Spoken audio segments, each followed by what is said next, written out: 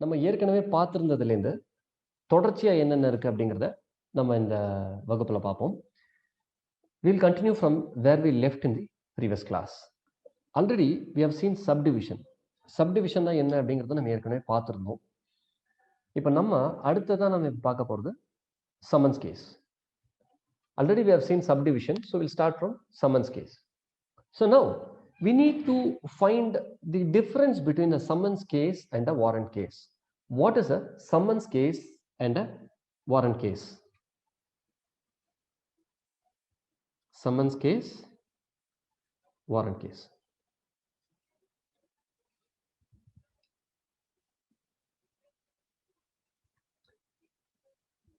Generally, we used to get confused with respect to these two terms.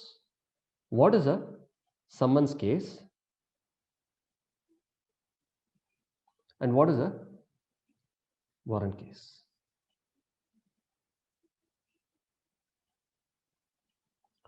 So let me try to make this very clear to you. As per the definition of subsection W, it says that those cases which are not warrant case are summons case. That is the actual definition which was provided in the definition section. But now the next question comes as to what is a warrant case. Before going into the warrant case, there is a definition given for the word victim. We'll see that, then we'll go for the definition of warrant case. பார்த்தீங்கன்னா ரெண்டு விதமான case வந்து நம்ம கேள்விப்பட்டிருப்போம். Summons கேஸ்ன்ற வார்த்தையை கேள்விப்பட்டிருப்போம், warrant case இப்படின்னு ரெண்டு வார்த்தைகளை வந்து நம்ம கேள்விப்பட்டிருப்போம்.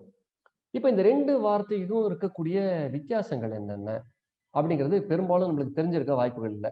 சில பேருக்கு தெரிஞ்சிருக்கலாம், சில பேருக்கு தெரியாத இருக்கிறதுக்கும் வாய்ப்புகள் இருக்கு. இப்போ இது ரெண்டுத்தையும் நம்ம எப்படி பகுத்தாஞ்சு புரிஞ்சுக்கிறது, ரெண்டுத்துக்கும் உண்டான வித்தியாசங்கள் என்னன்னு எப்படி நம்ம தெரிஞ்சுக்கிறது அப்படின்றத நம்ம பார்க்க போறோம். ஆனா அதுக்கு முன்னாடி விக்டிம், பாதிக்கப்பட்டவர் அப்படின்ற ஒரு டெஃபினிஷன் வந்து முன்னாடியே அறிமுகப்படுத்தியிருக்காங்க. அதையும் நம்ம தெரிஞ்சுக்கணும் என்னன்னு. அது தெரிஞ்சதுக்கு அப்புறமா அதற்கு பின்னாடி வரக்கூடிய பிரிவுல தான் இந்த வாரண்ட் கேஸ்னா என்னங்கிறத விளக்கி சொல்லியிருக்காங்க. அதனால இதை முடிச்சுட்டு நம்ம அதுக்கப்புறம் அதுக்கு போவோம். Now let us try to understand the definition of the word victim. What this word victim actually means. So, as per the definition, it says a person who has suffered any loss or injury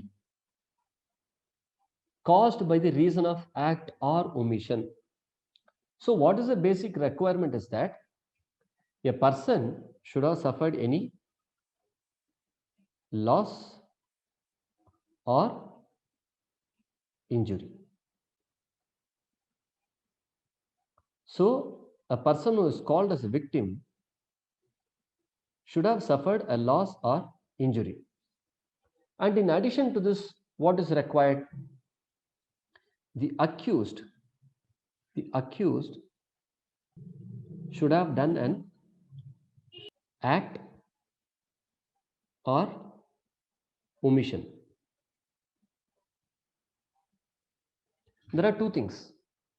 Victim should have a loss or injury. Accused should have done an act or omission. Either of these two are act or omission on the side of the accused.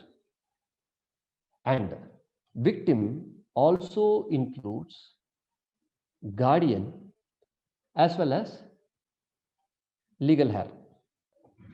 அடுத்தது இந்த பிரிவுல victim, அதாவது பாதிக்கப்பட்ட நபர் அப்படின்னு சொல்றாங்க. அதுல பாத்தீங்கன்னா ரெண்டு பேர் சொல்றாங்க. அதாவது ஒரு பாதிப்பு ஏற்பட்ட ஒரு நபர், அதனால் நஷ்டம் அடைந்த ஒரு நபர் அல்லது பாதிப்பு ஏற்பட்ட ஒரு நபர்.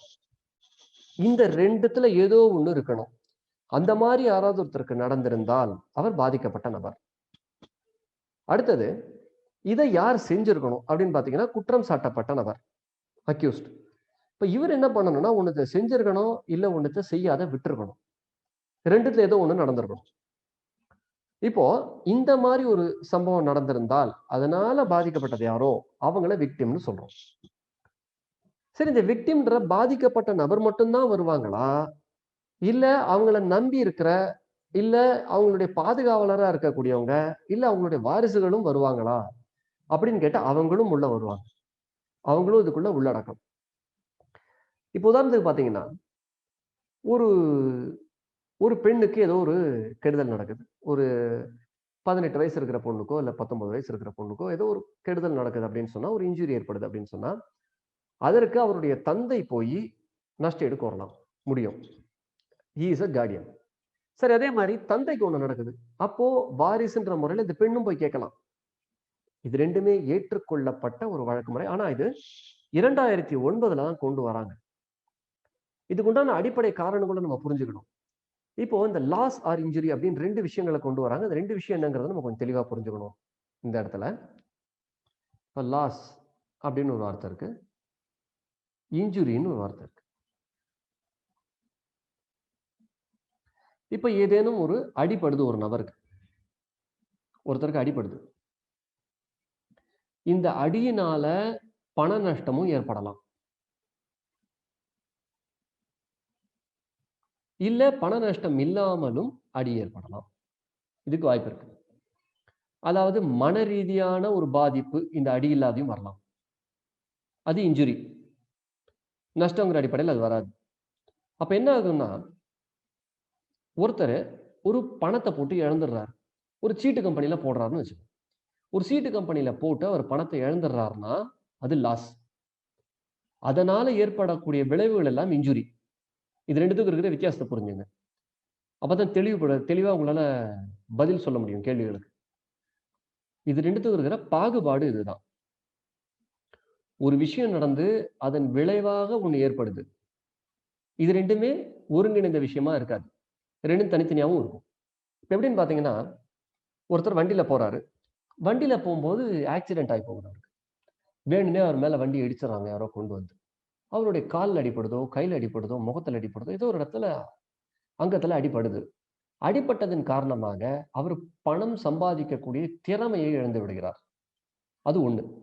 அடுத்தது, இந்த அடிபட்டதனால அவருடைய வண்டி டேமேஜ் ஆகி போகுது. அது வந்து பொருள் ரீதியான நஷ்டம். பொருள் ரீதியான நஷ்டம், பண ரீதியான நஷ்டம். பண ரீதியான நஷ்டம், பொருள் ரீதியான நஷ்டம் ஒன்றும் கிட்டத்தட்ட ஒருங்கிணைந்த ஒரு விஷயம் தான். உடல் ரீதியான நஷ்டம், மன ரீதியான நஷ்டம். இது இரண்டும் ஒருங்கிணைந்தது. இது எல்லாத்துமே இதுல ஏதாவது ஒண்ணு நடந்திருந்தாலும் கூட, அந்த மாதிரி ஒரு பாதிப்பு ஏற்பட்டிருந்தாலும் கூட, அவர்கள் வந்து விக்டிம் அப்படின்றது கீழ நம்ம கொண்டு வரலாம்.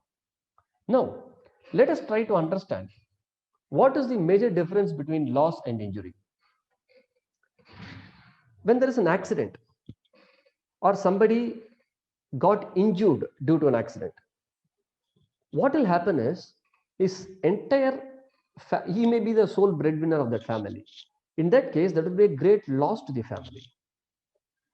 It is not just a question of financial impact. It is a question of physical impact as well as mental impact. So in this case of an accident, the person who suffered the injury will be losing his potential to earn money if it is very severe. In addition to this, he might be not in a position to be emotionally stable since he is not in a position to do his daily course. And in turn, this would obviously cause a great loss to his family. So this particular aspect is multifaceted, where you see a technical loss, technically speaking, a loss, a financial loss or economic loss, and mental imbalance caused due to that particular injury, as well as the physical damage which has been caused. Everything is covered under this particular definition. Now let us move on to the next definition, which is warrant case. இப்ப அடுத்தது warrant கேஸ்னா என்ன அப்படிங்கிறத பார்ப்போம். நம்ம ஏற்கனவே சொன்னோம், summons case இல்லாததெல்லாம் warrant case இப்படிங்கிற மாதிரி தான் டெஃபினிஷன்ல கொடுத்துருப்பாங்க இதுக்கு முன்னாடி இருந்த W செக்ஷன்ல. சரி, இப்போ இது ரெண்டும் என்ன, இதுக்கு என்ன வித்தியாசம், எப்படி நம்ம புரிஞ்சுக்கிறது? இந்த வாரண்ட் கேஸ்ன்றாங்களே அப்படின்னா என்ன, சம்மன்ஸ் கேஸ்ன்றாங்களே அப்படின்னா என்ன, இப்போ எப்படி நம்ம வந்து இதை பாகுபடுத்தி பார்க்கறது அப்படின்னு பார்த்தீங்கன்னா, இந்த வாரண்ட் கேஸுக்கு 3 முக்கியமான விஷயங்கள் நீங்க ஞாபகம் வச்சுக்கணும். வாரண்ட் கேஸுங்கிறதுக்கு WCன்னு போடுறேன், புரிஞ்சுங்க. இதுல 3 விஷயம் இருக்கு. இந்த 3 விஷயத்தை நீங்க ஞாபகம் வச்சுக்கிட்டீங்க அப்படின்னு சொன்னா இந்த வாரண்ட் கேஸை ரொம்ப சுலபமா ஞாபகம் வச்சுக்கலாம்.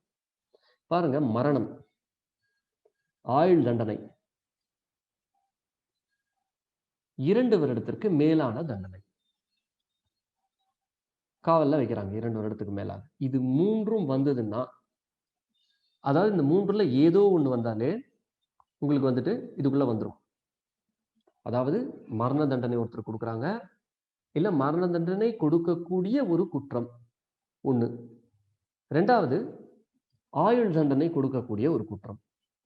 2வது 2 வருடத்தை தாண்டி கொடுக்கக்கூடிய ஒரு காவல் தண்டனை, அதாவது ஜெயில வைக்கிறதுன்னு வச்சிருக்கோம். இது 3ம் உள்ளடக்கம். சரி, இப்ப இதை ஞாபகம் வச்சுக்கிறது அப்படின்னு சொன்னா ஒரு சின்ன இது வந்து ஒரு சின்ன டெக்னிக், அவ்வளவுதான். அதாவது எக்ஸாம் எழுதுறவங்களுக்கு இது ரொம்ப யூஸ்ஃபுல்லா இருக்கும். இப்ப பாருங்க, சம்மன்ஸ் கேஸ். சம்மன் உங்க எல்லாருக்குமே தெரியும், அழைப்பாணை. சம்மன்ங்கிறது அழைப்பாணை, வாரண்ட்டுங்கிறது பிடியாணை. இப்ப சம்மன்ஸ் அப்படிங்கிறது எதுக்கு நம்ம பொதுவா கொடுப்போம்? சம்மன் அப்படின்ற வார்த்தைக்கு பாத்தீங்கன்னா ஒருத்தரை வர சொல்வது, வா அப்படின்னு கூப்பிடுறதுக்கு பயன்படுத்தக்கூடிய ஒரு சொற்றொடர் தான் சம்மன். இப்ப இந்த சம்மனையும் இதையும் நீங்க எப்படி தொடர்படுத்தலாம்னு பாருங்க. மரணம் அடைந்த நபரை வான்னு நம்ம கூப்பிட முடியாது, சம்மன் பண்ண முடியாது அவரை. சோ அதனால மரணம் சம்மனுக்குள்ள வராது, அவரை சம்மன் பண்ண முடியாது, அதனால வராது.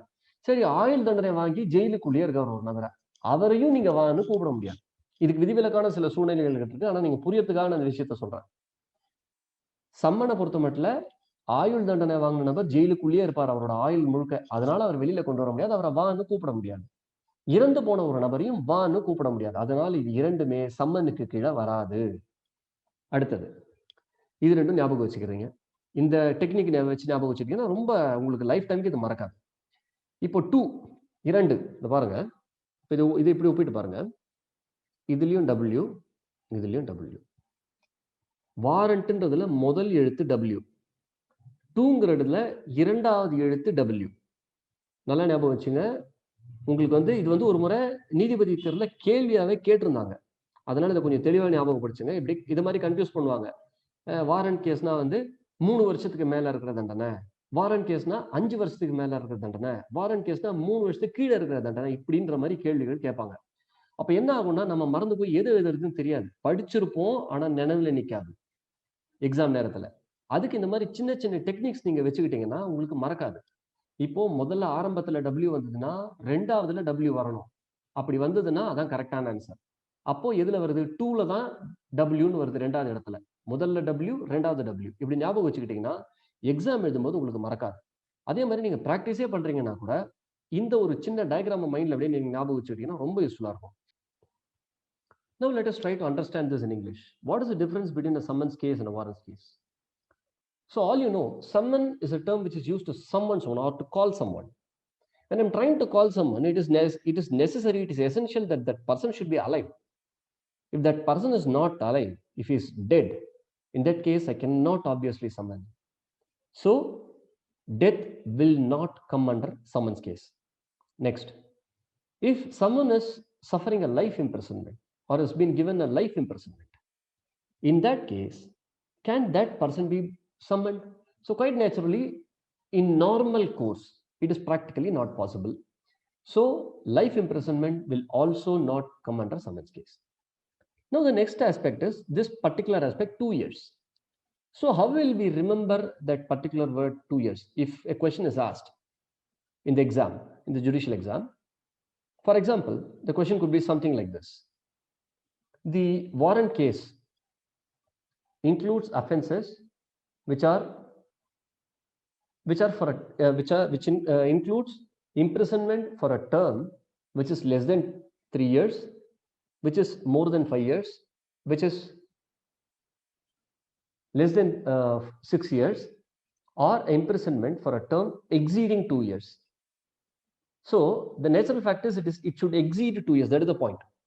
So if they say 3 years, that is also an answer. If they say 4 years, that is also an answer. If they say 2.5 years, that is also an answer. So exceeding 2 years, that is what you need to remember. So then you should write all the above. So less than 3 years can also be less than 1 year. That cannot be an answer. It could be kind of confusing at that time when you sit at the exam.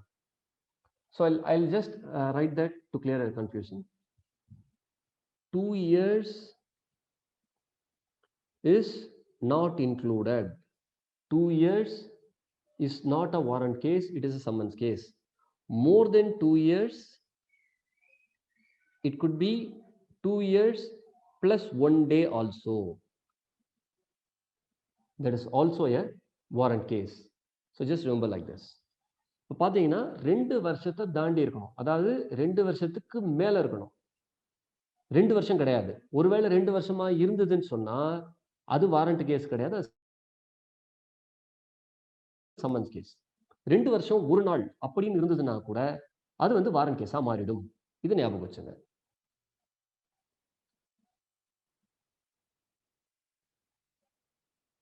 அடுத்தது பாருங்க, இப்போ இந்த சிஆர்பிசியில, அதாவது குற்றவியல் நடைமுறை சட்டத்துல சில விளக்கங்கள் கொடுத்திருக்காங்க பிரிவு 2ல. சரி, இதுல ஏதோ ஒண்ணு சொல்லாத விட்டு போச்சு. ஆனா அந்த வார்த்தை சட்டத்துக்குள்ள வருது, பிரிவுல உள்ள சொல்றாங்க. ஆனா விளக்கத்துல அதை பத்தி சொல்லல, இல்ல 2வது பிரிவுல சொல்லல. அப்ப என்ன பண்றதுன்னு பாத்தீங்கன்னா, ஒருவேளை அந்த வார்த்தை இந்திய தண்டனை சட்டத்துல இருக்குன்னு வைங்க, இதுல இருந்து எடுத்து நம்ம பயன்படுத்திக்கலாம், தவறில்லை. அதாவது குற்றவியல் நடைமுறை சட்டத்துல ஒரு வார்த்தை பயன்படுத்தப்பட்டிருக்கு, ஆனா அந்த வார்த்தைக்கு எங்கேயுமே வந்து விளக்கம் சொல்லல அப்படின்னு சொன்னா, இந்திய தண்டனை சட்டத்துல ஒருவேளை அந்த வார்த்தை இருந்ததுன்னா அந்த வார்த்தைக்கு அங்க என்ன அர்த்தம் சொல்லப்பட்டிருக்கோ அதை இங்க நம்ம பூர்த்தி பார்த்துக்கலாம் அப்படின்னு சொல்றதுதான் பிரிவு Y. Now let us move to subsection Y. If there are certain words and expressions which are used in CRPC but it is not defined, it has not been defined, in that case we can use the, if that particular word or expression is defined in IPC, we can use that definition here. That is permissible. Once we go further, we'll understand like how this CRPC and IPC are interconnected in many angles. இப்போ இந்த குற்றவியல் நடைமுறை சட்டமும் இந்திய தண்டனை சட்டமும் பார்த்தீங்கன்னா எந்த அளவுக்கு தொடர்புடையது அப்படிங்கிறது நம்ம போக போக ஒவ்வொன்றா நம்மளுக்கு தெரிய ஆரம்பிக்கும். பல பிரிவுகள் இருக்கு, பின்னாடி நம்ம வரும்போது அது இன்னும் கொஞ்சம் விளக்கமா நம்ம பார்ப்போம் மேற்கொண்டு படிக்கும்போது. இப்போ அடுத்தது பிரிவு. இப்போ இந்த பிரிவு 3ல ஒரு வார்த்தை கொடுத்துருக்குறாங்க, அந்த வார்த்தையை நம்ம எப்படி புரிஞ்சுக்கிறது அப்படின்னு சொல்லக்கூடியதான் அந்த பிரிவு. அதாவது இதை இதுவாகவும் எடுத்துக்கலாம், இதை இதுவாகவும் எடுத்துக்கலாம் அப்படின்ற மாதிரி. அதாவது ஏ அப்படின்னு சொல்லிட்டேன்னா ஏவுக்குள்ள இந்த பியும் உள்ளடக்கம், ஏவுக்குள்ள சியும் உள்ளடக்கம் அப்படின்ற மாதிரி நம்ம கணக்கில் எடுத்துக்கலாம். ஒரு உதாரணத்துக்கு தான் அது சொல்றேன், நேரடியாக இது அப்படியே அர்த்தம் புரிஞ்சுக்காதீங்க, புரியறதுக்காக நான் சொல்றேன், அவ்வளவுதான். இப்போ பாருங்க, முதல் விஷயம் என்ன சொல்றாங்கன்னா, இப்போ நம்ம வந்து ஒரு டயக்ராமோட பார்த்தோம்னா கொஞ்சம் புரியும். பாருங்க, இது வந்து சென்னை சிட்டின்னு வச்சுப்போம். சென்னை சிட்டி இது வெளியில இருக்கக்கூடிய ஒரு கிராமம், வில்லேஜ்.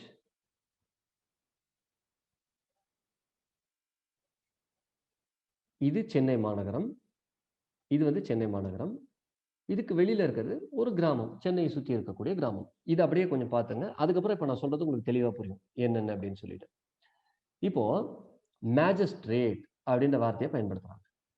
மேஜிஸ்ட்ரேட் இடம் குறைவா இருக்கிறதுனால நான் சுருக்கமா எழுதுறேன், கொஞ்சம் பொறுத்துங்க.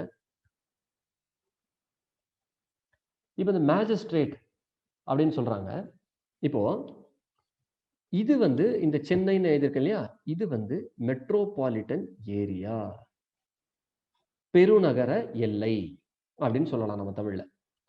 இந்த பெருநகர எல்லைக்குள்ள சொன்னா மேஜிஸ்ட்ரேட்ன்ற வார்த்தைனா உள்ள வந்ததுன்னா மெட்ரோபாலிட்டன் மேஜிஸ்ட்ரேட்னு சொல்லணும். எம்எம் நீங்க பாத்தீங்கன்னா சென்னை சிட்டிக்குள்ள போனீங்கன்னா எம்எம் அப்படிங்கிற வார்த்தையை நீங்க பார்க்கலாம். Metropolitan magistrate 20th mm, 12th mm, 7th mm இப்படிதான் இருக்கும் பெரும்பாலும். இது சென்னை நகரத்திற்கு உள்ள. இப்ப சென்னை நகரத்துக்கு வெளியில போயிட்டீங்கன்னா மேஜிஸ்ட்ரேட்ன்ற வார்த்தை ஜேஎம்ஐ குறிக்கும், ஜுடிஷியல் மேஜிஸ்ட்ரேட், நீதித்துறை நடுவர் அப்படின்றவங்க குறிக்கும். பெருநகர நீதித்துறை நடுவர்னு வரும் மெட்ரோபாலிட்டன் மேஜிஸ்ட்ரேட்னா. வெளியில போயிட்டோம்னா ஜுடிஷியல் மேஜிஸ்ட்ரேட், நீதித்துறை நடுவர், அவ்வளவுதான். இப்போ இது வந்து சிம்பிளான விஷயம். அடுத்தது பாருங்க, இதுல மேஜிஸ்ட்ரேட் செகண்ட் கிளாஸ்ன்ற வார்த்தையை பயன்படுத்துறாங்க. அடுத்தது இது வந்து உட்பிரிவு பி. இப்போ இந்த மெட்ரோபாலிட்டன் ஏரியாவுக்கு, அதாவது பெருநகர எல்லைக்கு வெளியில் உள்ள இருக்கிற இடம் அப்படின்னு சொன்னா, அப்போ இது ஜேஎம் செகண்ட் கிளாஸா வரும். சரி, பெருநகர எல்லைக்குள்ள வந்தா மெட்ரோபாலிட்டன் மேஜிஸ்ட்ரேட் எம்எம். அங்க உள்ள இடம் இல்லை, அதனால இங்க எழுதியிருக்கேன்.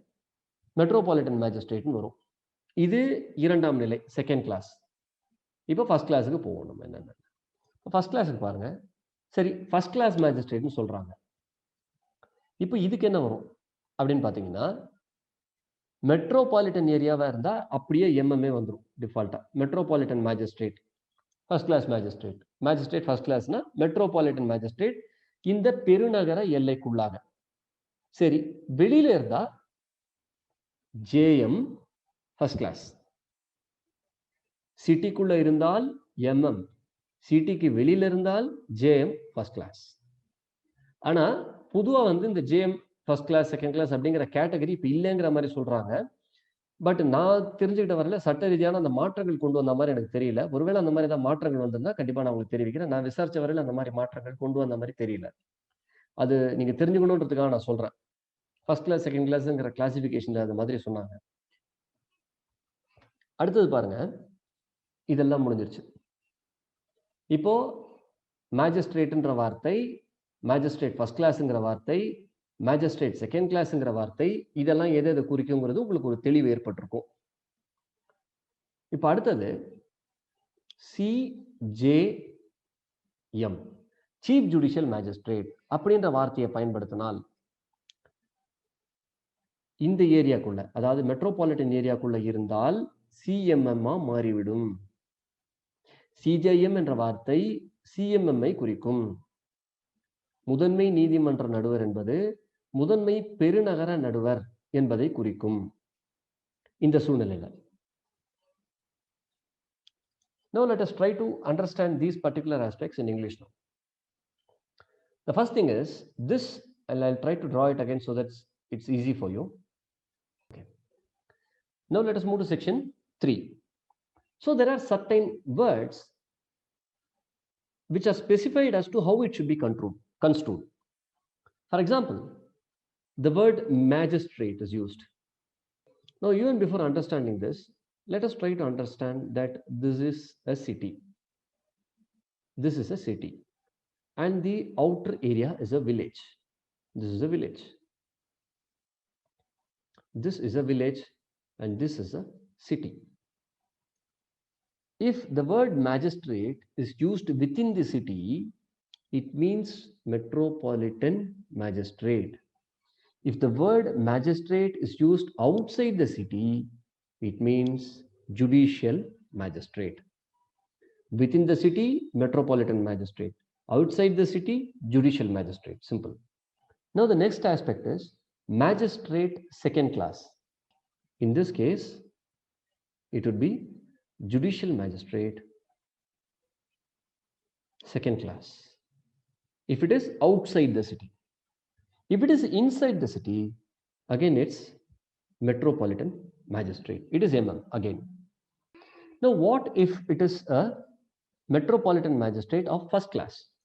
Again, if it is within city, it is MM, metropolitan magistrate, who's exercising his jurisdiction in that particular city.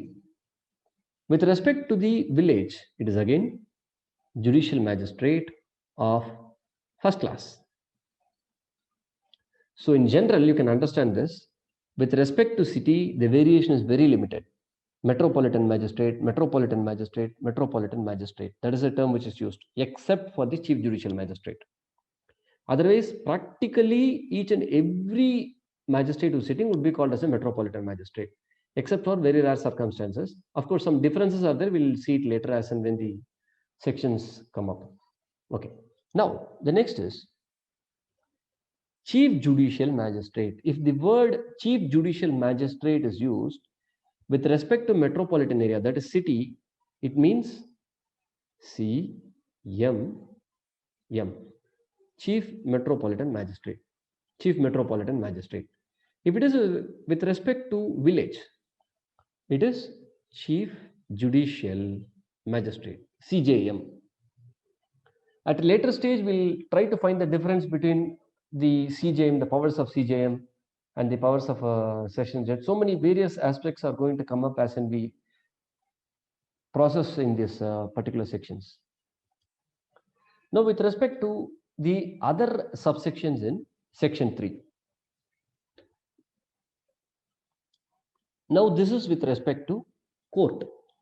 Initially, we saw based on the person who's holding an authority inside the court. Now, it is based on the court itself. Now, it is based on court. Court of JM. If this term is used with respect to a metropolitan area, it shall mean the court of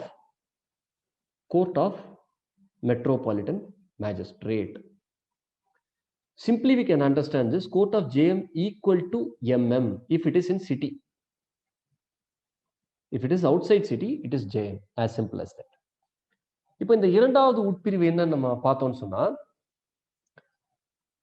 ஒரு நீதித்துறை நடுவரின் நீதிமன்றம் அப்படின்ற வார்த்தையை பயன்படுத்தினாங்கன்னு சொன்னா, அதை ஒரு பெருநகர எல்லைக்குள்ள பயன்படுத்துறாங்க அப்படின்னு சொன்னா, அந்த சூழ்நிலையில அந்த வார்த்தை பெருநகர நடுவருடைய நீதிமன்றத்தை குறிக்கும்.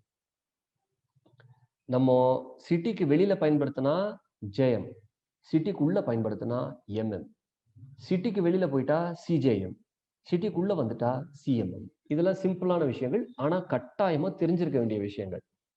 இது புரிஞ்சதுன்னா மட்டும்தான் அடுத்த பிரிவுகள் நம்ம போகும்போது உங்களுக்கு எந்த விதமான குழப்பமும் இல்லாது தெளிவா புரியும். அடுத்தது பாருங்க, இப்போ ஒரு உதாரணத்தோட இதை நான் விளக்கி சொல்றேன். இந்த பிரிவு கொஞ்சம் உதாரணத்தோட சொன்னா மட்டும்தான் உங்களுக்கு கொஞ்சம் ஒரு தெளிவு பிறக்கும். அதனால இது உதாரணத்தோட நான் சொல்றேன். ஒண்ணு, இது உதாரணத்துக்காக மட்டும்தான், இது கரெக்டான இதில், அதனால அதை அப்படியே எடுத்துக்காதீங்க சொல்றத, உங்களுக்கு புரியறதுக்காக சொல்றேன், அவ்வளவுதான். 1/1/2020 இந்த தேதியில ஒரு கற்பனையா இந்த குற்றவியல் நடைமுறை சட்டம் செயல்பாட்டுக்கு வந்ததா நினைச்சுங்க. அந்த தேதி இல்ல, ஒரு கற்பனையா நினைச்சுங்க அந்த தேதியில வந்திருக்கு அப்படின்னு சொல்லி கற்பனை பண்ணீங்க. இந்த கற்பனையோட நான் சொல்றதை இணைச்சிட்டே வாங்க, அப்பதான் நான் சொல்லக்கூடிய அந்த விஷயம் உங்களுக்கு புரிய வரும். சரி, இதுக்கு முன்னாடி, அதாவது 1/1/2019 அந்த தேதியில ஒரு புது சட்டம் கொண்டு வரப்பட்டிருக்கு. இந்த குற்றவியல் நடைமுறை சட்டத்தில் இருக்கக்கூடிய விஷயங்கள் சம்பந்தமாக ஒரு சட்டம் 2019 கொண்டு வரப்பட்டிருக்கு. அதுக்கப்புறமா 2020 இந்த குற்றவியல் நடைமுறை சட்டத்தை கொண்டு வராங்க. இந்த தேதிகள்லாம் நீங்களா கற்பனைக்காக நான் சொல்றேன், இது சரியான தேதிகள் கிடையாது. நீங்க புரிஞ்சுக்கணுன்றதுக்காக நான் அந்த தேதிகளை பயன்படுத்தியிருக்கேன், அவ்வளவுதான். இந்த மாதிரி ஒரு சூழ்நிலையில ஒருவேளை இந்த சட்டத்தில் 2019 கொண்டு வந்த ஒரு சட்டத்தில் முதல் நிலை நடுவர் அப்படின்ற ஒரு வார்த்தையை பயன்படுத்தி இருந்தால் அது நீதிமன்ற நடுவர் முதல் நிலையை குறிக்கும். இது ரெண்டும் ஒண்ணு. 2019 வர சட்டத்துல மேஜிஸ்ட்ரேட் ஃபர்ஸ்ட் கிளாஸ்ன்னு சொல்லி இருந்தால் அது ஜேஎம் ஃபர்ஸ்ட் கிளாஸை குறிக்கும். 2020க்கு அப்புறமா 2019 20 வரைக்கும் அதே தான் இருக்கும். 2020க்கு அப்புறமா இப்படி மாறிடும். ஃபர்ஸ்ட் கிளாஸ் மேஜிஸ்ட்ரேட் ஜேஎம் ஒன்னா மாறிடும், அந்த சட்டத்தில் அப்படி சொல்லியிருந்தாலும் கூட. அடுத்தது பாருங்க, சரி, இதை இப்போ செகண்ட் கிளாஸ் மேஜிஸ்ட்ரேட்னு வச்சுப்போம். அப்ப என்ன ஆகும்னு பாத்தீங்கன்னா ஜேஎம் செகண்ட் கிளாஸா மாறிடும், அவ்வளவுதான். சரி, இது இல்லாத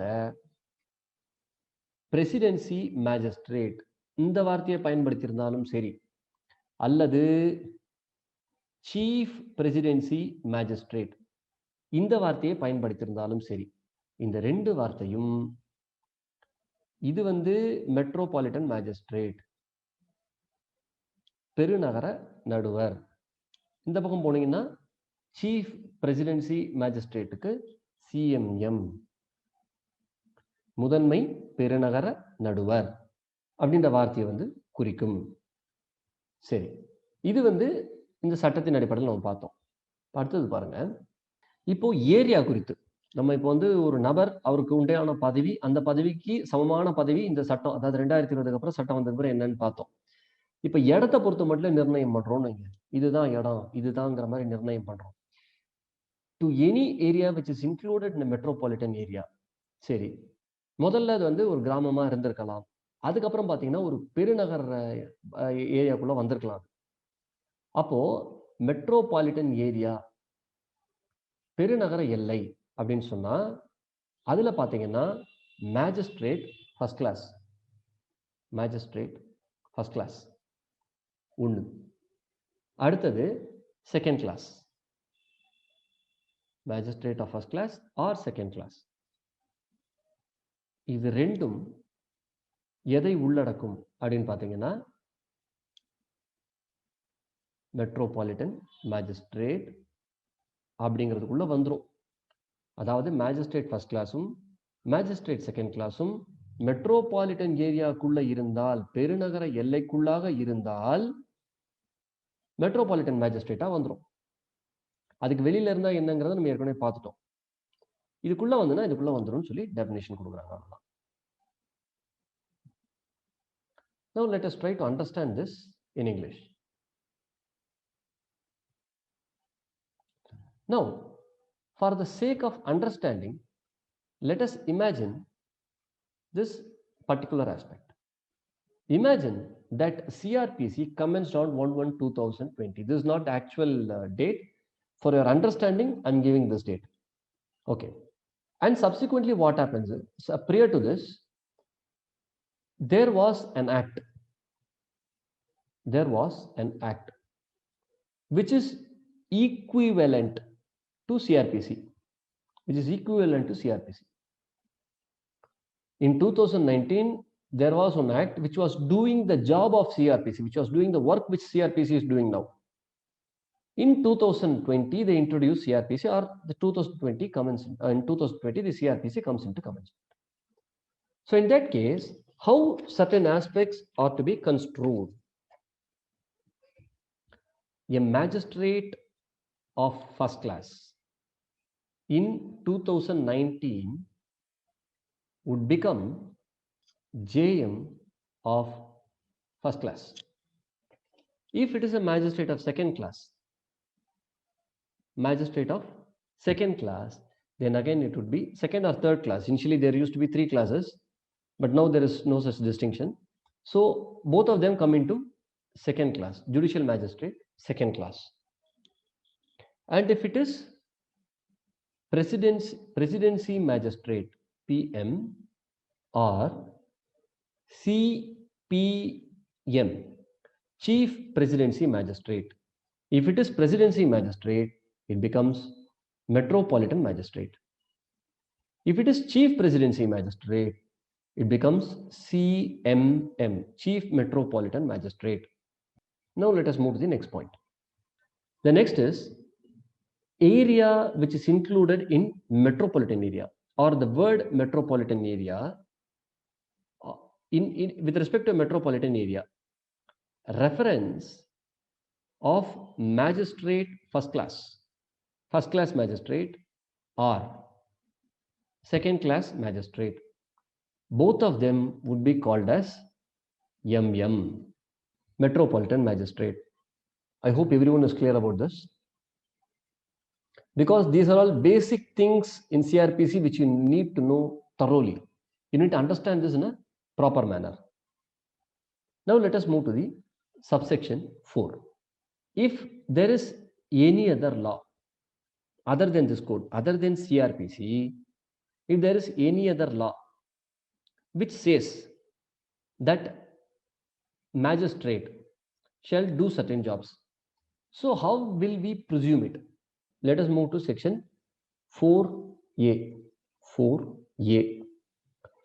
What is the function of a judicial magistrate? Actually, don't try to understand this as function. What this authority is determined based on what he is doing. For example, a barber is called a barber. He is doing the work of a barber. Because he is doing the work of a barber, he is called a barber. So it's something like that.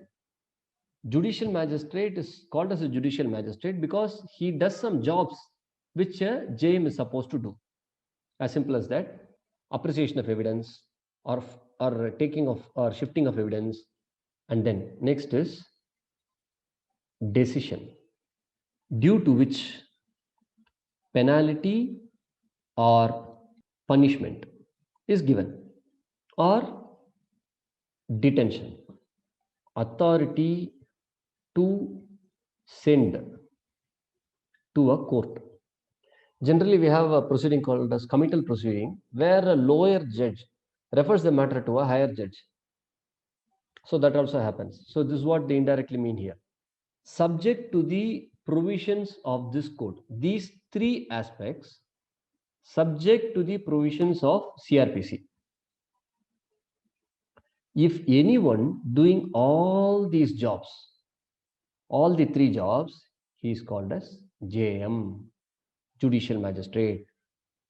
இப்போ இந்த 4வது பிரிவில் என்ன சொல்றாங்கன்னு பாத்தீங்கன்னா, magistrate, அதாவது நடுவர் அப்படிங்கிற வார்த்தையை பயன்படுத்துறாங்க. அவர்களுடைய செயல்பாடுகள் எல்லாம் எதெல்லாம் உள்ளடக்கும், எதெல்லாம் உள்ளடக்கியிருந்தா அவங்க மேஜிஸ்ட்ரேட் அப்படிங்கிற அந்த தலைப்புக்கு கீழே வருவாங்க, அதுல என்ன பாகுபாடு இருக்கு அப்படின்னு சொல்றாங்க.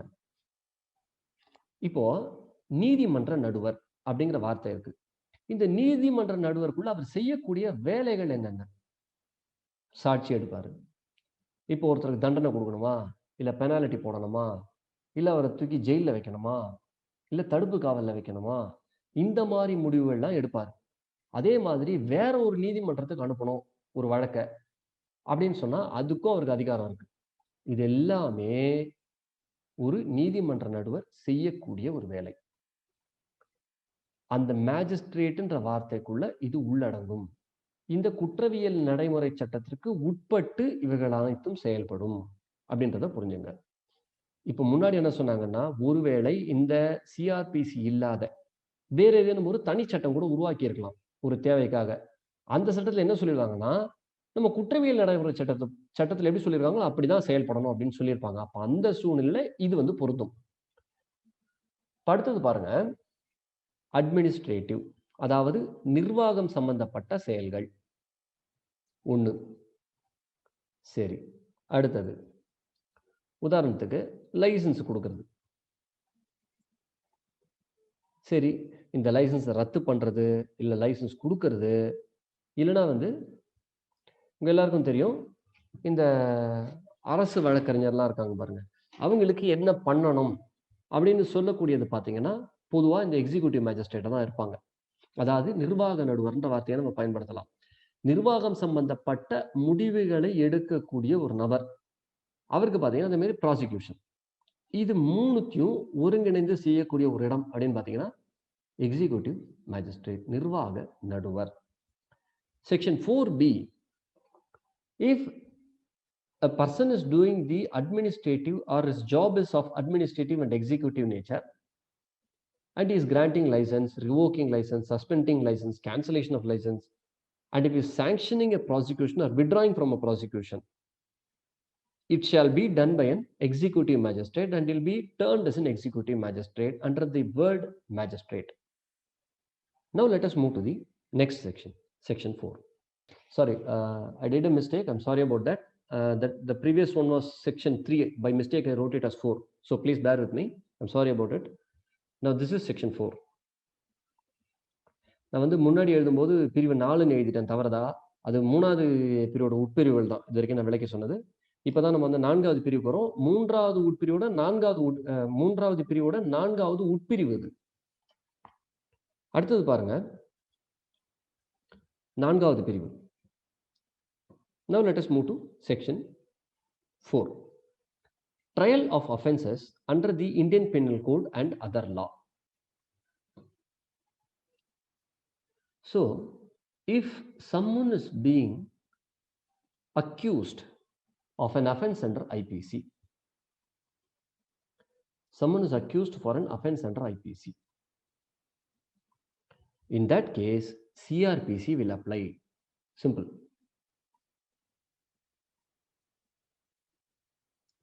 Okay, if it is not under IPC, if it is under some other law, then what we can do? then in that case, will CRPC apply? That is a question.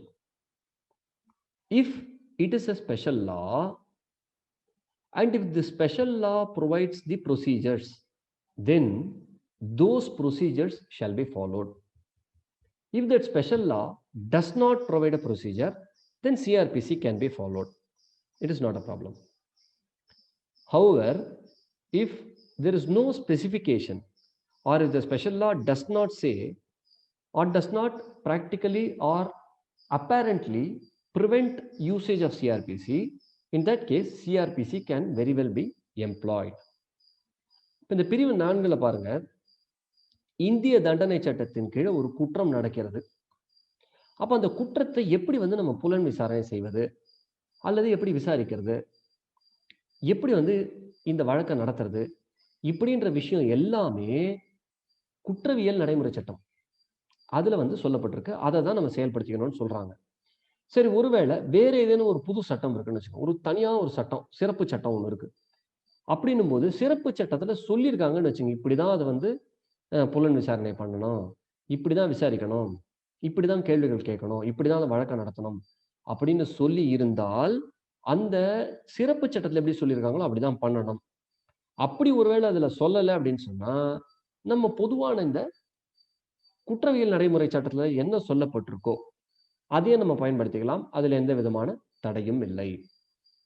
பொதுவா இது நீங்க இன்னும் சுலபமா புரிஞ்சுக்கணும்னா, ஒரு சிறப்பு சட்டம் இருக்குன்னு சொன்னா 2 விஷயம் இருக்கு. சிறப்பு சட்டத்திலையும் அதே விஷயத்த சொல்லியிருக்கிறாங்க, பொது சட்டத்திலையும் சொல்லியிருக்கிறாங்க. சிஆர்பிசிங்கிறது பொதுவான ஒரு சட்டம், கிரிமினல் ப்ரொசீஜர் கோட், குற்றவியல் நடைமுறை சட்டம். இப்போ இது 2த்துலயுமே இருக்கும்போது இது 2த்துல நான் எதை எடுத்துக்கிறது அப்படின்னு கேட்டீங்கன்னா, இந்த சிறப்பு சட்டம் இருக்கு பாருங்க, சிறப்பு சட்டத்துல சொன்னப்பட்ட விஷயத்தை தான் நம்ம எடுத்துக்கணும். சிஆர்பிசியில் பொதுவாக சொல்லியிருக்க விஷயத்தை நம்ம எடுத்துக்க வேண்டிய அவசியம் கிடையாது. இது சில உதாரணங்கள் சொல்லணும்னா, இப்போ Tamil Nadu protection of interest of depositors ஆக்ட்னு ஒன்று இருக்கு.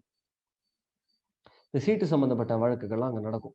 பார்த்தீங்கன்னா அதில் சில வழிமுறைகள் சொல்லியிருப்பாங்க. அதே மாதிரி போக்சோ ஆக்ட்னு இருக்கு, அதாவது குழந்தைகளுக்கு எதிரான வன்புணர்வு, இது குறித்த ஒரு சட்டம். அதுல எப்படி பண்ணணும், என்ன மாதிரி தண்டனை கொடுக்கணும், இல்லை என்ன மாதிரி பெயில் கொடுக்கணும், எல்லாமே அதுல இருக்கு. இப்போ அதுல என்ன இருக்கோ அதுதான் செயல்படுத்தணும். ஒருவேளை அதுல இந்த இடத்துக்கு மட்டும் நீங்க குற்றவியல் நடைமுறை சட்டத்தை பயன்படுத்திங்க அப்படின்ற மாதிரி ஒருவேளை சொல்லி இருந்தால், அந்த சூழ்நிலையில நம்ம அதை பயன்படுத்திக்கலாம், தவறில்லை. I was just giving some examples in Tamil. If there is a special act which specifically states that these are all the procedures you need to follow, then that particular procedure should be followed. For example, POCSO Act is there, and TNPAD Act, Tamil Nadu Protection of Interest of Depositors Act is there. There are so many acts like this which stipulate as to how a case should be dealt with. Now let us move to section 5. So what I explained in the previous section is again reinstated or reiterated in this particular section. I already explained this in the 4th section, but however I'll repeat it for your better understanding. So if there is a specific provision to the contrary in this code, if this particular code says you cannot use a special law or local law, in that case you have to use only the CRPC. Let me try to explain this again. If CRPC restricts usage of any special law or local law, in that case CRPC will apply. If it does not restrict, in the absence of a specific provision to the contrary, the special law will apply. இப்போ 5வது பிரிவு என்னன்னு நம்ம பார்த்தோம்னு சொன்னா, இப்போ ஒரு குறிப்பிட்ட சட்டம் இருக்கு, அந்த சட்டத்தை முடக்கும் விதமாக ஏதேனும் ஒரு பிரிவு குற்றவியல் நடைமுறை சட்டத்தில் இருக்குன்னு வச்சுப்போம். அதாவது சிறப்பு சட்டத்தில் இருக்கிறத நீங்க பயன்படுத்தக்கூடாது அப்படின்னு ஒருவேளை சிஆர்பிசியில் கொண்டு வராங்கன்னு வச்சுங்க, வருங்காலத்துல கொண்டு வந்தாலோ இல்லை இப்போ இருக்கோ, அந்த மாதிரி சூழ்நிலையில சிறப்பு சட்டத்தை நம்ம பயன்படுத்த முடியாது. ஆனா அப்படி இல்லாத பட்சத்துல சிறப்பு சட்டமே மேலோங்கி நிற்கும். இது பொதுவான ஒரு விஷயம், நம்மளுடைய புரிதலுக்காக சொல்லப்பட்டிருக்க விஷயம் இது. இதோட பாத்தீங்கன்னா முதல் அத்தியாயம் முடிகிறது. With this chapter 1 is concluded. Now let us move to chapter 2. Classes of criminal codes. There are various classes of criminal codes, or we can say the classification of criminal codes. One is Sessions Court. Sessions. Second one is JM first class, MM, because JM1 is equivalent to MM, Metropolitan Magistrate, and the third one is Executive Magistrates. So these three categories, in addition to this, sorry, I left one, sorry.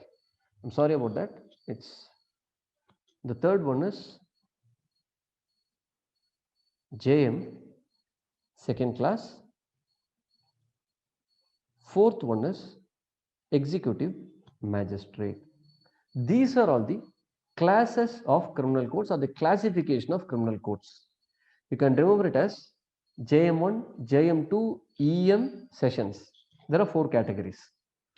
Classes of criminal courts.